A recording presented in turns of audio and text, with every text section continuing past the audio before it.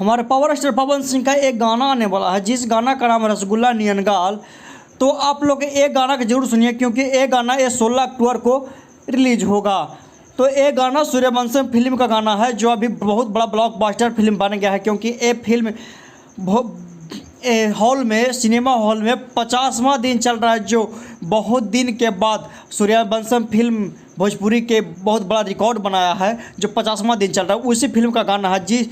और ये सॉन्ग को गाया पावर स्टार पवन सिंह और प्रियंका सिंह गाए हैं। तो आप लोग ये सॉन्ग को ज़रूर सुनिए और इस चैनल को सब्सक्राइब कीजिए, लाइक करके बताइएगा कि ये सॉन्ग कैसा है। तो पावर स्टार पवन सिंह का ये सॉन्ग बहुत झकास है, आप लोग सुनिए, क्योंकि कल ये फिल्म सूर्य म्यूजिक से आएगा।